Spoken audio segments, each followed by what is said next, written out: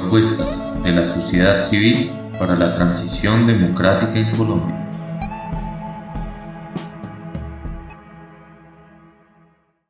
Hacia un contrato social en torno a la economía campesina. La alimentación de los y las colombianas es con el campesinado o no es. Esta propuesta es elaborada por los siguientes autores: Wilson Arias Castillo, Carolina Corcho Mejía, Darío Fajardo Montaña, Luis Jorge Garay Salamanca, Absalón Machado, Héctor Mondragón, Jaime Alberto Rendón, Pedro Santana Rodríguez, José Daniel Rojas, y es un aporte de la Corporación Latinoamericana Sur y el Centro de Estudios e Investigaciones Rurales CEIR de la Universidad de La Salle. Esta es una conversación entre la actriz Carolina Ramírez, recordada por papeles como Policarpa Salabarrieta, la hija del mariachi o la reina del flow, en diálogo con el académico Darío Fajardo, uno de los más destacados investigadores sobre la problemática agraria en Colombia. También uno de los autores de estas propuestas para fortalecer las economías campesinas. Bueno, para nadie es un secreto que el país atraviesa por una gran crisis económica y social agudizada inmensamente por la pandemia del COVID-19, sumada a la ya existente crisis por la forma en cómo se nos organizó la economía. Esta crisis se ha evidenciado más crudamente por el deterioro y la vulnerabilidad del supuesto progreso de la vida en las ciudades por el hecho de acercarse a las condiciones de pobreza del campo. Este meollo de crisis en el que estamos ha hecho que nos demos cuenta de lo importante, de lo vital que es entender la importancia de la economía campesina para ser un país completo. ¿Qué habría sido de nosotros, los consumidores urbanos, sin el suministro alimentario del campo colombiano durante el confinamiento en esos meses en que estuvimos aislados? Sin el campo no hay país. Punto. Esta situación actual llevó a repensar y muy seriamente lo que se viene haciendo para la ruralidad, o sea, para el campo. Esa deuda pendiente que tenemos con un sector tan azotado por la desigualdad, la inequidad y la violencia, porque se hace necesaria la eliminación de la distancia que ha separado al campo de las ciudades en materia de desarrollo, de oportunidades, educación, vivienda, dignidad. Hay que sacar al campesino de la pobreza extrema en la que ha vivido siempre. Y debemos reconocer la importancia del campesino para la producción nacional de alimentos que, entre otras cosas, nos garantice que los más de 22 millones de colombianos, escuchen bien, 22 millones de colombianos que hoy no comen 3 veces al día puedan hacerlo. De eso también se trata. Por eso, un equipo de investigadores y pensadores interesados por un mejor país para todos y que viene camellándole a esto hace mucho tiempo, ha construido esta propuesta que pretende generar alternativas en la agenda pública y que va dirigida a todos los que nos concierne Colombia. Sociedad civil, sociedad política, organizaciones sociales, academia, organizaciones campesinas, indígenas, afros, partidos políticos, en la búsqueda de la consolidación de la paz, en que sea una realidad y que esa transición sea democrática y justa con el campo colombiano. Así que sin más preámbulos, doy la bienvenida al profesor Darío Fajardo, ruralista, investigador, experto en el tema del campo más que cualquiera. Y bueno, hola profe, ¿cómo le va? Bienvenido. Querida Caro, muchísimas gracias, muy amables, y creo que usted puso como el dedo en la llaga.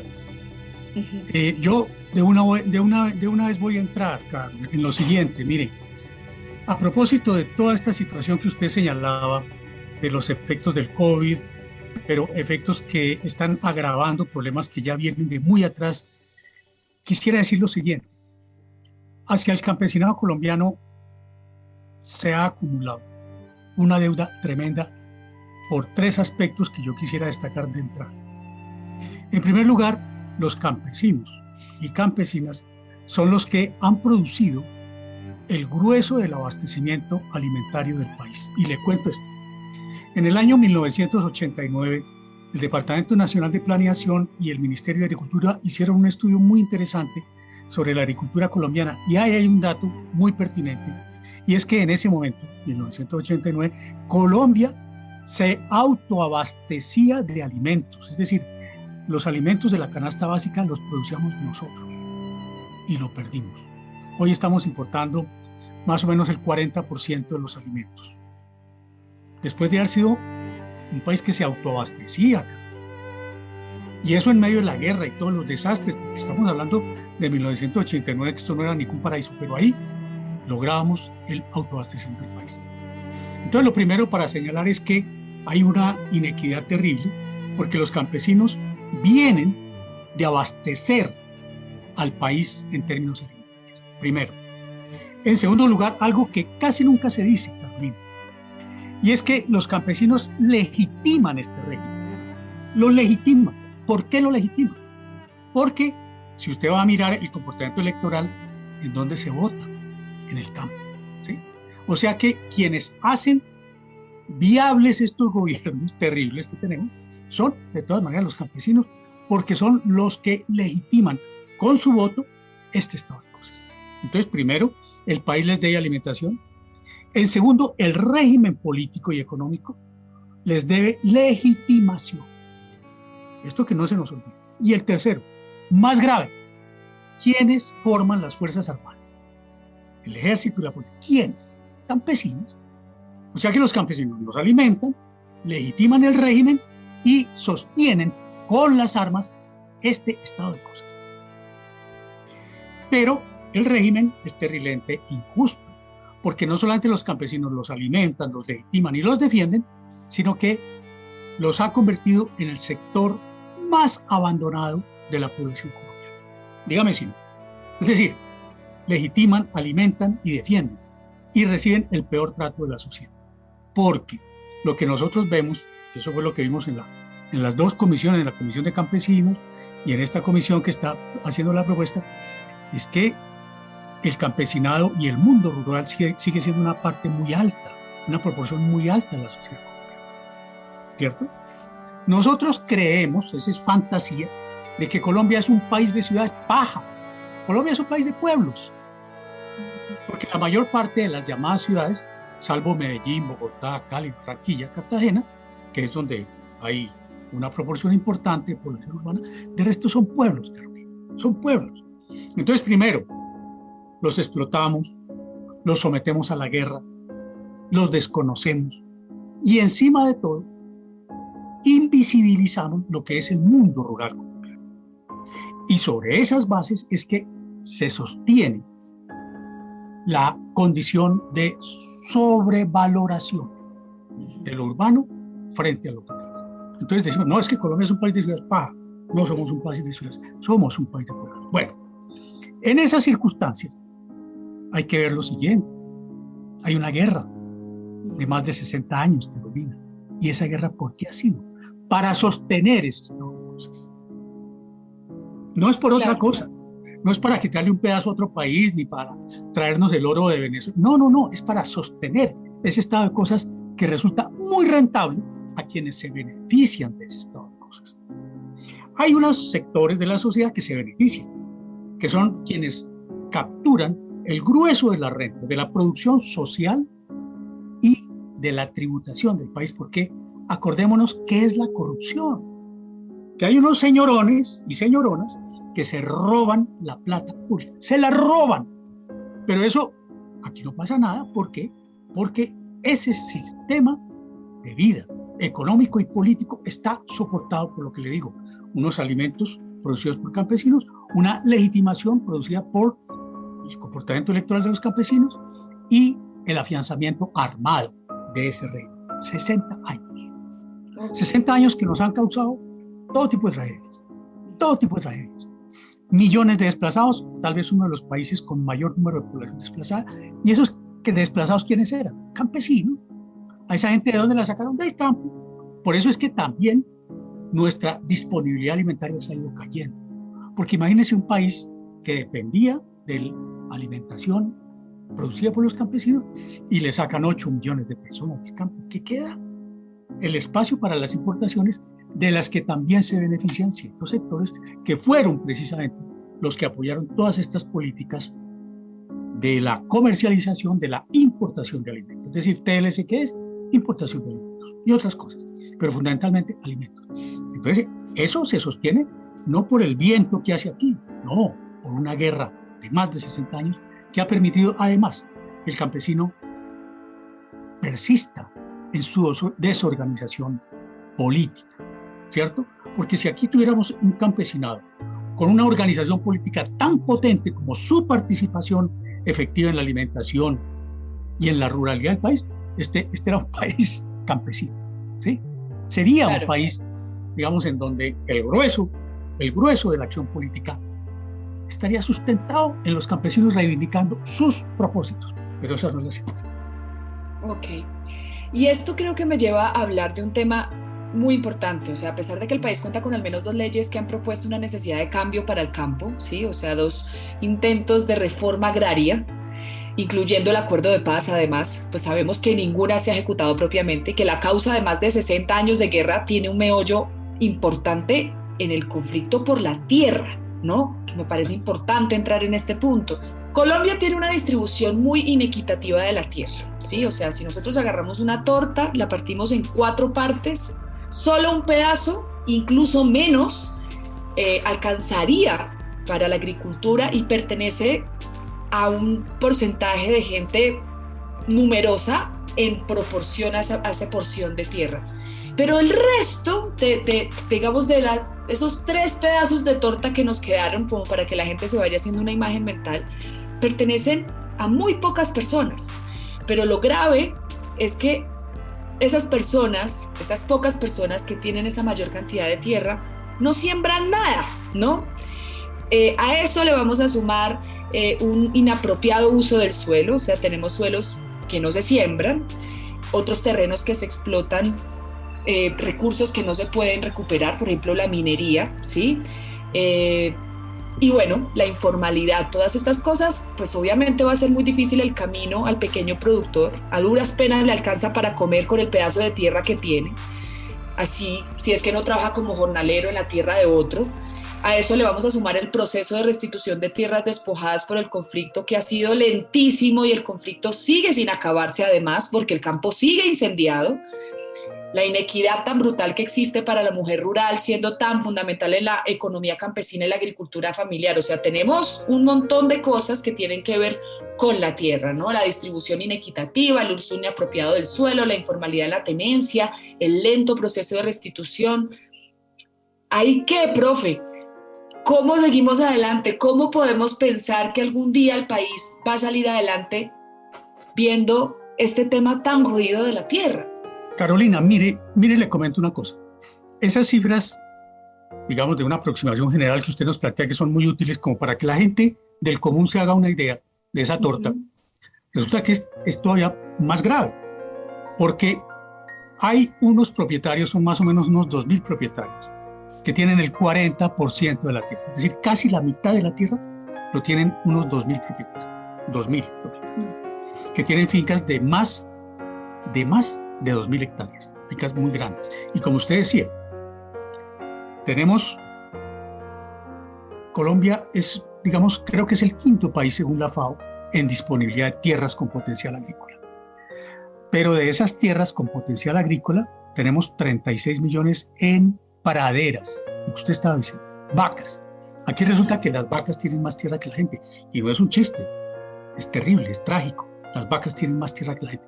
Mire, Carolina, tenemos un hato ganadero de más o menos unos 25 millones de cabezas, ¿sí?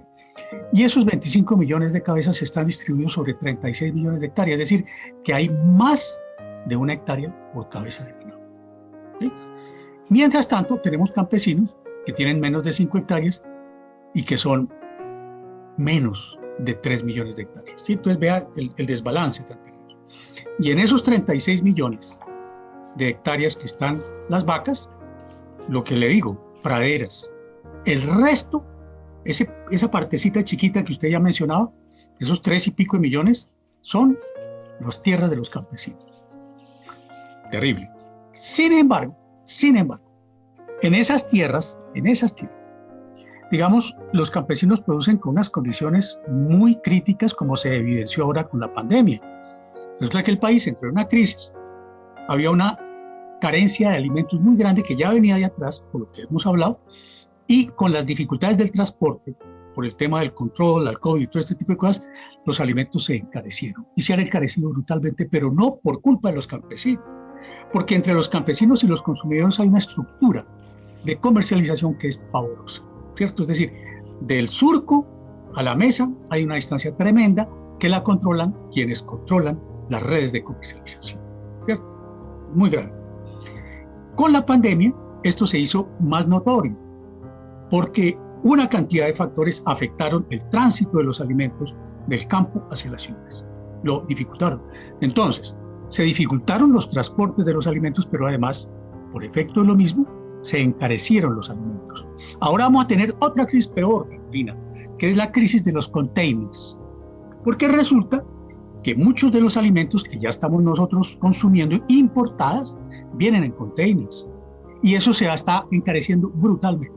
Entonces, un país que se podía autoabastecer muy bien, que tenía disponibilidad de tierras, agua en abundancia, somos uno de los países con mayor per cápita de disponibilidad de agua, no, porque el agua además nos la estamos tirando con la minería. Hace unos años, el ministro de Agricultura, un hombre bastante sensato, que fue el ministro de Agricultura Restrepo, le mostró al país un mapa donde estaba la ubicación de la minería y de las solicitudes de títulos mineros. Carolina, atérrese.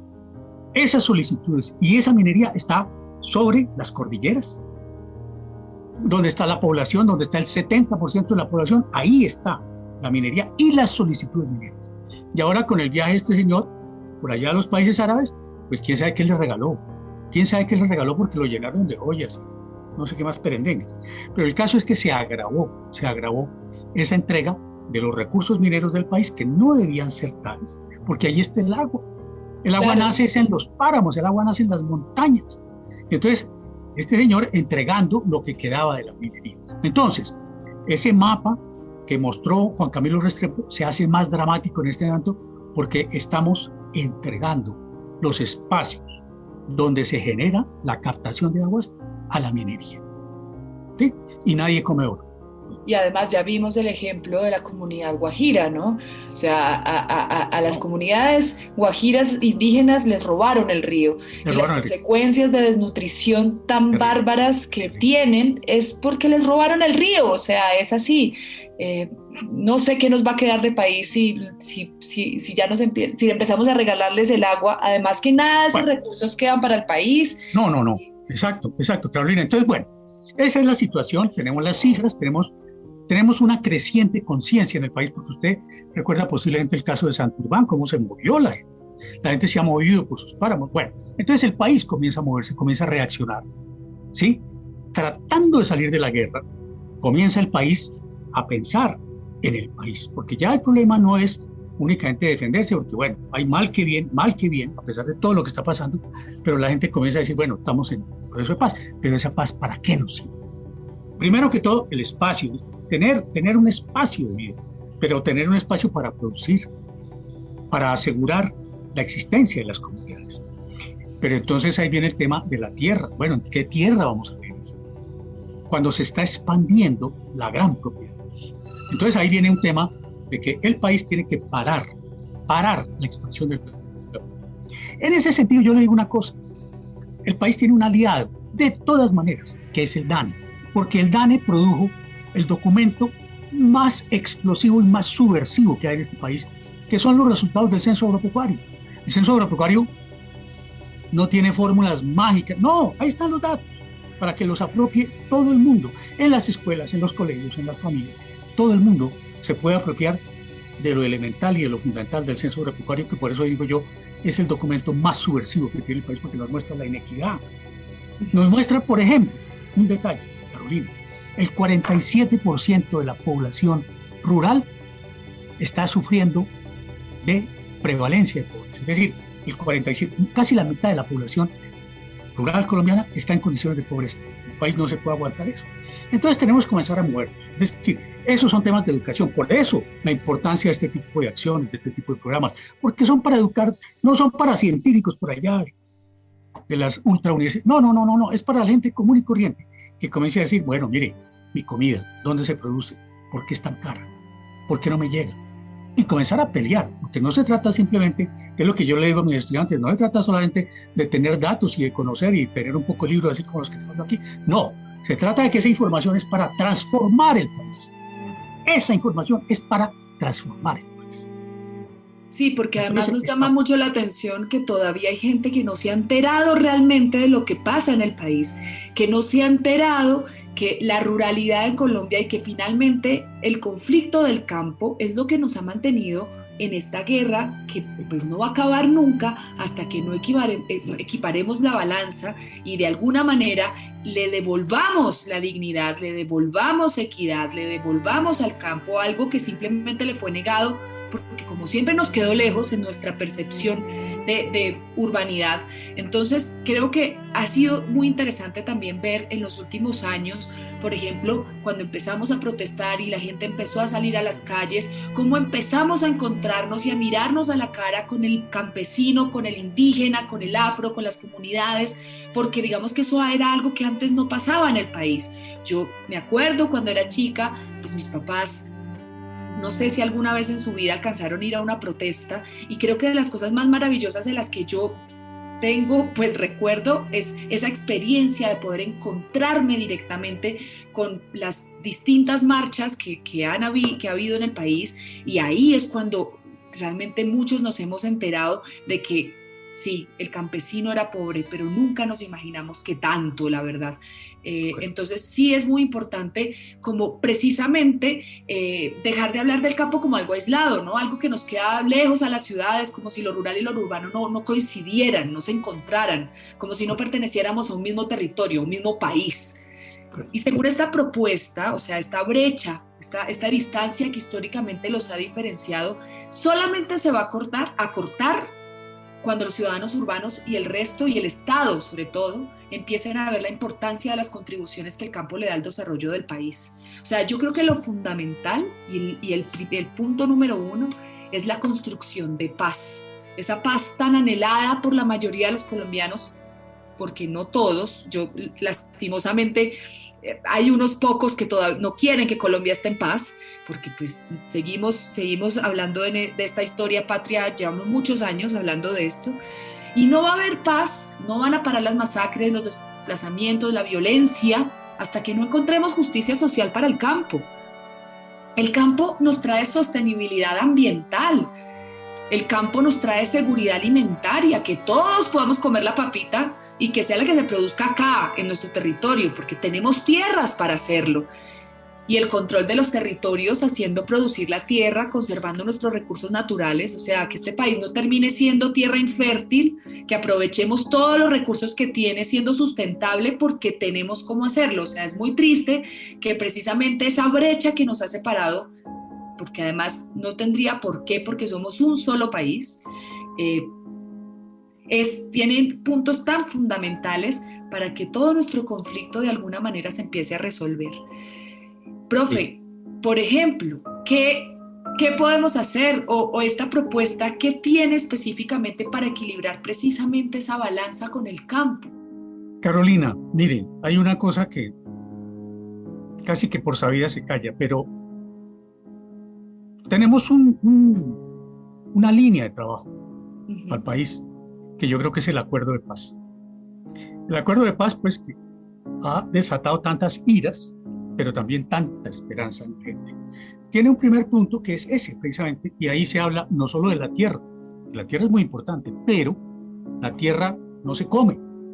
La tierra hay que ponerla a producir de manera que sea sostenible, es decir, que pueda seguir produciendo.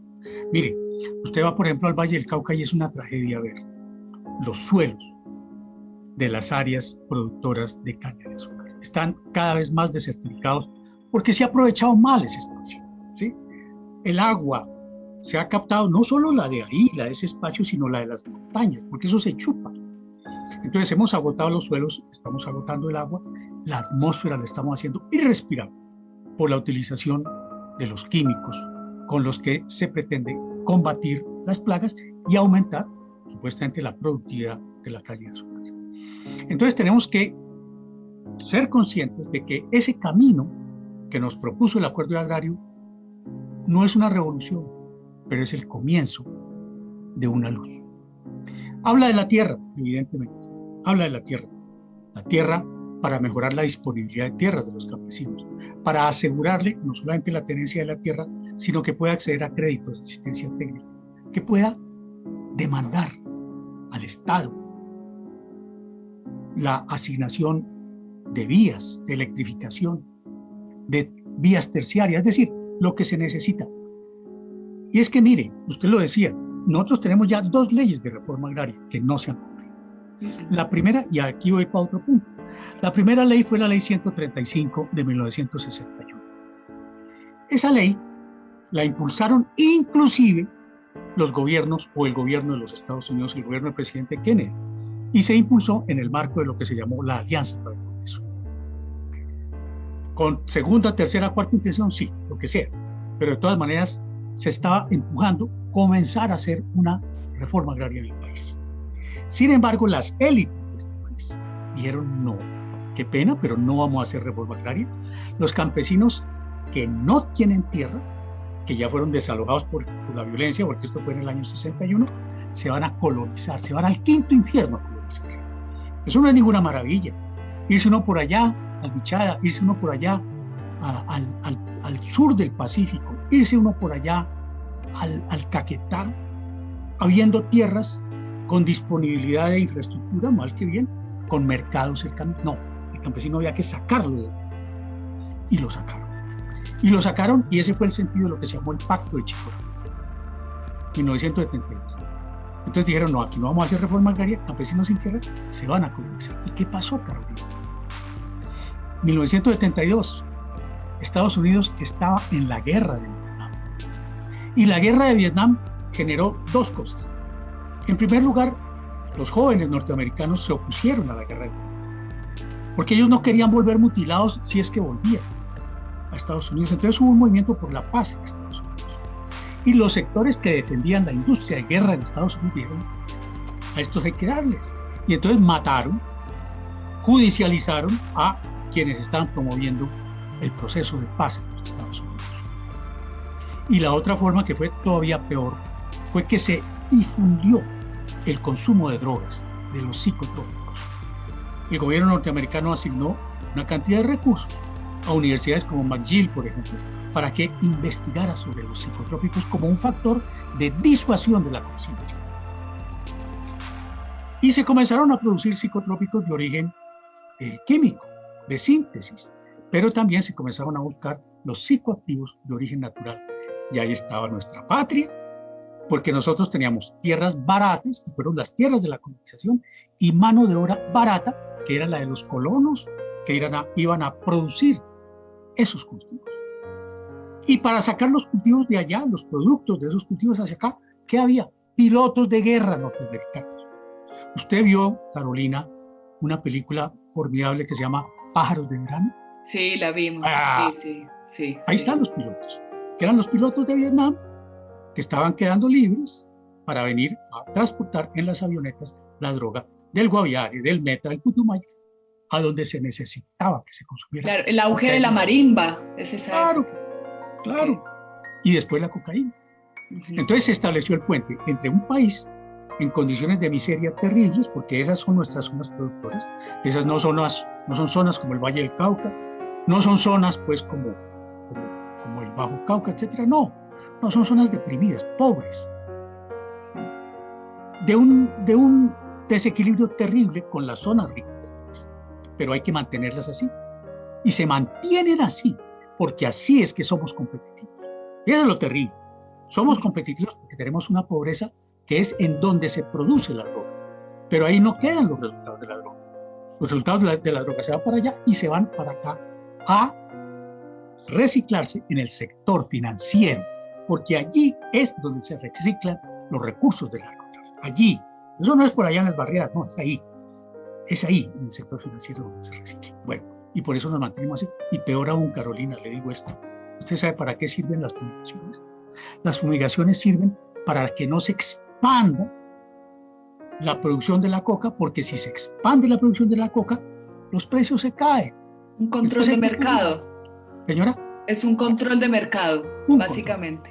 un control de plagas. Para eso es que sirven las avionetas, para eso es que sirven las fumigaciones. Llevamos más de 20 años fumigando y se acabó la coca. No, se mantiene en el lugar que le da los precios más rentables, haciendo de Colombia el país más competitivo para la producción de la droga. Estamos produciendo el 90% de la cocaína que se consume en los Estados Unidos. ¿Por qué? Porque somos competitivos, ¿sí? Bueno, entonces ese es un drama. Pero al mismo tiempo, ¿qué pasa? Que buena parte de la plata que viene de la comercialización de la cocaína se invierte ¿en qué? En tierras. Y como decíamos, en tierras que no están siendo aprovechadas en términos de producción agrícola. Y eso es lo subversivo del censo. El censo nos muestra que la gran propiedad crece, pero para mantener vacas. Y los campesinos, el pequeño campesino, está arrinconado. Ahí está la pobreza rural, ahí está esa pobreza rural. Y entonces, además de que está produciendo lo poco que seguimos produciendo para la alimentación del país, está afectando los ecosistemas más frágiles, porque el campesino es como la punta de lanza que empuja el latifundio contra las áreas más frágiles de nuestra geografía. Es decir, el campesino lo convierte en la punta de lanza del latifundio para expandir la gran propiedad, pero a costa del campesino y a costa de los ecosistemas más frágiles, más vulnerables. La lucha del campesino por sobrevivir la tiene que desarrollar presente en esos espacios tan frágiles que el latifundio le ha permitido tener, que sobreviva en esos bordes de la frontera legal. Entonces, es muy trágico, Carolina, es muy trágico porque además un país con potencial inmenso de producir sus alimentos está destruyendo esa capacidad.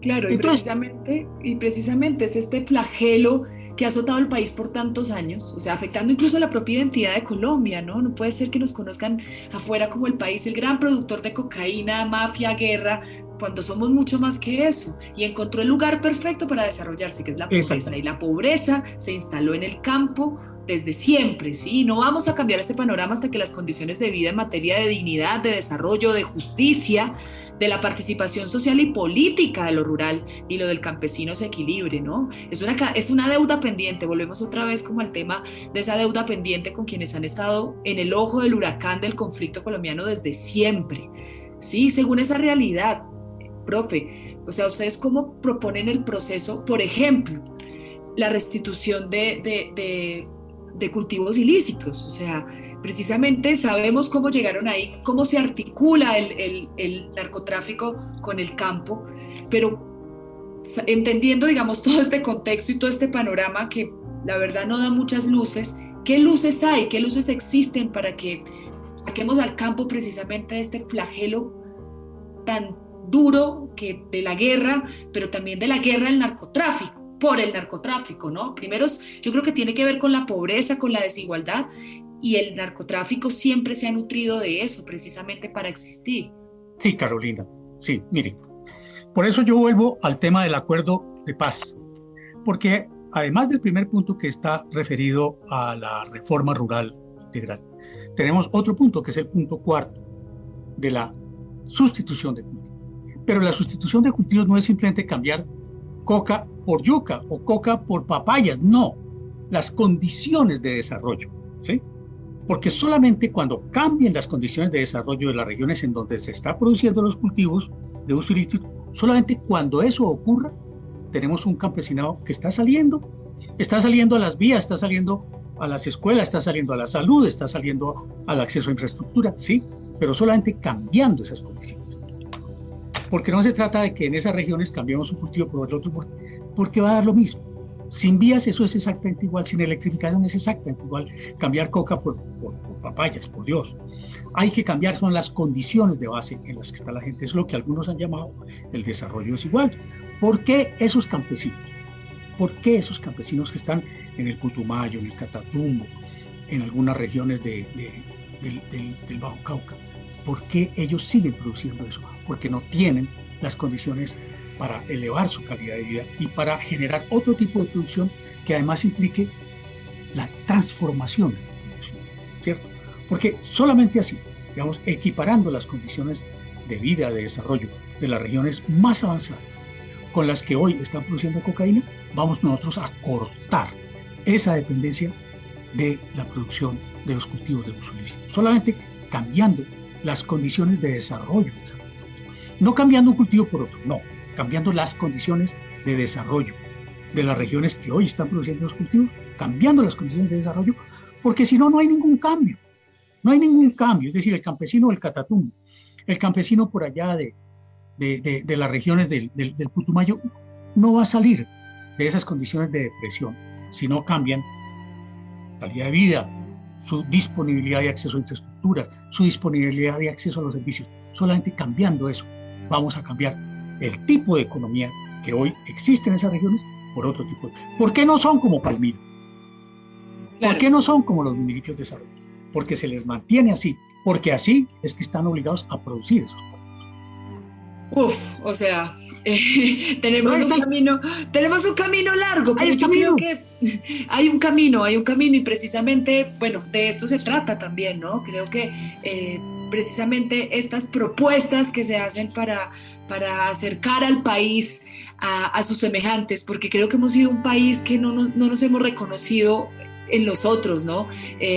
Yo siento que nosotros como consumidores urbanos, siempre hemos visto el campo lejos y hemos venido acercándonos los últimos años precisamente porque nos estamos movilizando. Creo que sí hay una necesidad de cambio, creo que sí el país ahora más que nunca, porque también de alguna manera yo digo que el COVID peló el cobre como de todo, ¿no?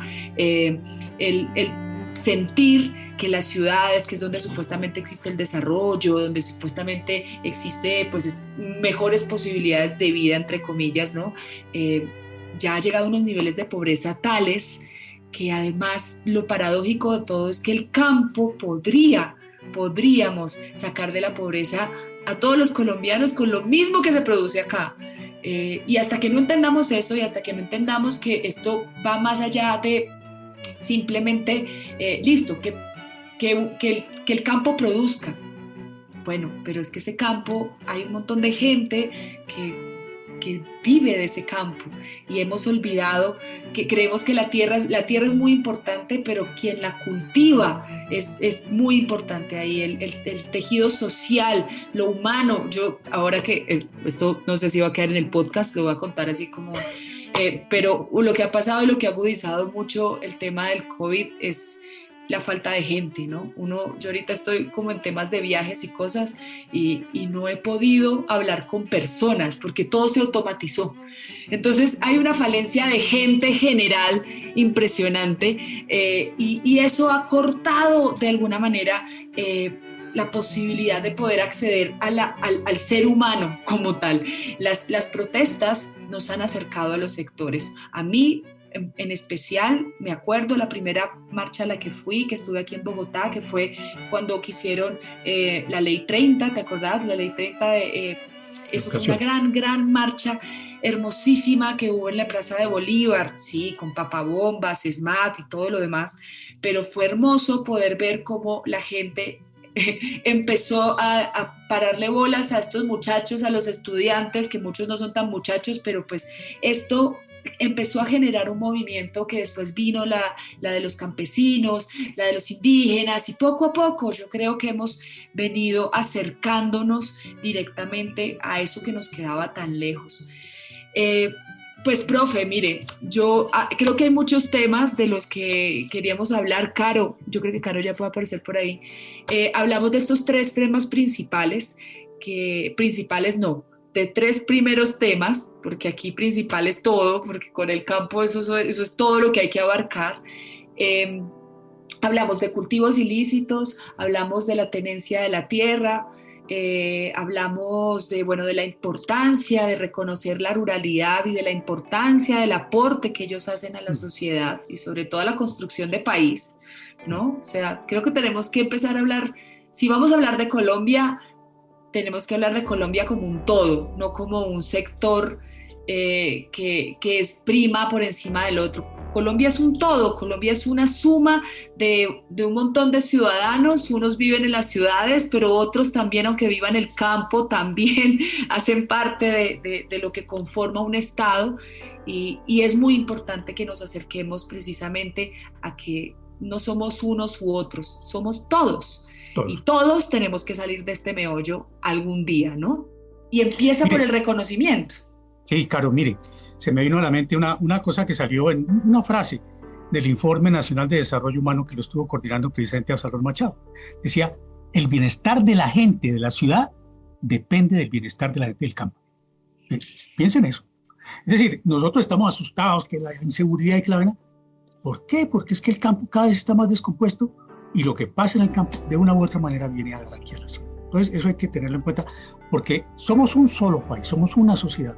Unos vivimos en el campo, otros en la ciudad, pero estamos articulados. Primera cosa. En segundo lugar, a propósito de la movilización y de los sectores, entre comillas, nuevos, los jóvenes. Los jóvenes están saliendo de un apoliticismo que hubo durante mucho tiempo. Están saliendo. Y hay otro sector que se desconoce, pero que es fundamental, la mujer. Ese tema. La mujer en la política, mi hijita, es definitiva. Es definitiva. Mire, yo me fijo mucho en este tema de los desplazados. Y usted se pone a mirar, por ejemplo, en el caso del Valle del Cauca, hay una cantidad de gente que ha salido de las zonas rurales, expulsados por la guerra, por el desplazamiento. Salen, se desperdigan, vienen a la ciudad, ¿y quién mantiene la familia?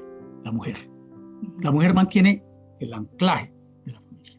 Bueno, además este es un país de madres solteras, bastantes, y además de viudas, ¿no? Porque la guerra no ha hecho sino dejar viudas y madres sin hijos, porque pues ayer precisamente pasaba por Cali, porque pues yo no iba a Cali desde antes del estallido, y fue muy conmovedor encontrarme con todas estas paredes pintadas, maravillosamente además, porque no son graffiti ahí feos hechos, no, obras de arte maravillosas donde decía uno, nosotros las madres no parimos hijos para la guerra, ¿no?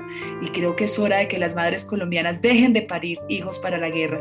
Entonces sí, precisamente, además con respecto al tema de la mujer, profe, en el campo, por ejemplo, el papel de la mujer que es tan fundamental dentro además de las economías familiares, ¿cuál es el papel de la mujer? Porque dentro del campo también se vive un machismo fuerte, arraigado, porque no va solamente en que listo, vamos a hacer pedagogía por las ciudades, sino que también hay una pedagogía de fondo incluso en el mismo campo, ¿no? Porque el campo tiene unas maneras y unas formas de vivir, pero que también atentan contra los derechos de la mujer, de la equidad, de género, etcétera, etcétera. Con respecto a ese tema, por ejemplo, usted que ha investigado tanto, ¿qué nos puede decir? Pues, Carolina, mire, hay una conciencia de eso.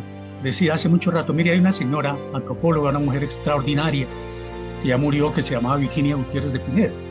Y ella hizo un trabajo sobre la familia en Colombia, digamos, tomando las regiones y mostrando precisamente los dos aspectos. En primer lugar, la relegación de la mujer. La mujer sujeta al dominio patriarcal. Pero por otra parte, en cada contexto distinto, lo mismo. La mujer sujeta al dominio patriarcal. Y por otra parte, la mujer contribuyendo. Sin la mujer esto no existiría. Y desde las comunidades originales, los pueblos indígenas, todo eso, hasta acá la mujer campesina, pues ellas de una u otra manera responden por la reproducción de la familia. El hombre, bueno, uno no dice que no, pero quien responde por la olla, la mesa y la cama, pues es la mujer. ¿Sí? El hombre, no le desconocemos al hombre la función que cumple, pero la mujer cumple lo esencial. La mujer cumple lo esencial de una manera muy silenciosa, de una manera muy sutil, porque allí no hay alboroto. No, la mujer cumple, consciente de las tareas. Alimentar las gallinas para el sancocho, mantener la huerta para la comida, mantener la huerta para los remedios caseros. Es decir, toda esa serie de conocimientos humildes pero estratégicos están en manos de quién, la mujer y de la mujer campesina. Ahora, la guerra también ha victimizado. Es decir, ese hecho de la guerra pasando por encima de los y las campesinos es violento. Apenas estamos comenzando a conocer eso, ¿cierto? Es decir, cuando miramos ese universo de los desplazados, ¿a quiénes ven? A las víctimas, hombres y mujeres. Pero la mujer silente, pero llevando el bulto y además recuperando lo poco que se puede recuperar del arrasamiento de los territorios y las comunidades para venir a las ciudades. ¿Quiénes son los migrantes? ¿Cierto? No son turistas. Es esa familia sobreviviente que llega acá, traída en hombros de la mujer. Y eso sí, no es una cosa para discutirla, eso está ahí, es evidente. Y la mujer también ha tenido que participar en la guerra porque le ha tocado. Entonces, mire, la reconstrucción, Carolina, de este país pasa por muchos senderos, pero uno que es muy importante es el reconocimiento de la mujer, pero no solo para darle medallas, no, ¿cuál es el papel de la mujer en esta sociedad que estamos reconstruyendo? Entonces, me parece que nos obliga a repensar la sociedad. Sí, el acuerdo de paz nos obliga a repensar la sociedad. Sí, creo que los que tuvimos la oportunidad de leerlos, bueno, todos tuvimos la oportunidad de leerlos, muchos no se la dieron. Sí es muy importante y yo creo que una de las propuestas más bellas, recuerdo además, y usted además participó ahí, fue en la construcción de ese acuerdo de paz y el tema agrario tan importante, tan fundamental. Colombia siempre va a ser un país cojo hasta que no le arreglemos esa pata a la mesa. Colombia no va a ser un país sustentable, un país estable, un país en paz. Colombia es un país que podría ser potencia, todos lo sabemos, todos lo reconocemos cuando nos ponemos la camiseta amarilla y sentimos orgullo. Creo que va mucho más allá de eso. Va en reconocer que a este país le falta una pata y esa pata es el campo. Así que, profe, pues nada, yo sé que tenemos muchos temas específicos de qué hablar porque esto es muy profundo, pero sí nos parecía muy importante hablar tan fundamentalmente de ese meollo del asunto que es la situación del campesino. Esperemos que pues con esta propuesta que de verdad creo que es absolutamente viable y necesaria como la reforma estructural que nos garantice pues la seguridad alimentaria a todos los colombianos y las colombianas, basado en una economía sostenible y sustentable, ¿sí? Por eso el título de la propuesta, hacia un contrato social en torno a la economía campesina. La alimentación de los y las colombianas ¿es con los campesinos o no es? Así que con el apoyo masivo ciudadano, con el trabajo juicioso de sus proponentes para fortalecerla, esperamos que pueda ser presentada al Congreso de la República y que logremos el cambio que Colombia entera necesita. Profe, muchísimas gracias, usted es un teso, lleva esto camellándole mucho tiempo, sin personas como usted, de verdad, no sé cómo vamos a poder hacer, pero gracias, sobre todo porque pues usted lleva muchos años pendiente del gran meollo de este asunto y sobre todo pues nada, agradecerle y que siga esparciendo ese conocimiento y que estas propuestas de verdad calen en este próximo gobierno que ojalá nos dé un poco de esperanza y de luz a este país que tiene tanto para darnos a todos. Gracias, profe. Así es, Caro, muchas gracias. Con mujeres como usted, vamos para adelante. Bueno, no, profe, usted vamos. Por favor, no deje de existir. Chao. Vamos, Caro. Bueno, muchas gracias. Bueno. Muchísimas gracias. Esta serie se puede realizar por la iniciativa de la Corporación Latinoamericana Sur con el apoyo del Centro Internacional Olof Palme de Suecia. Conduce Carolina Ramírez. Preproducción, Yomar Boorques. Postproducción, Alejandra Bernal.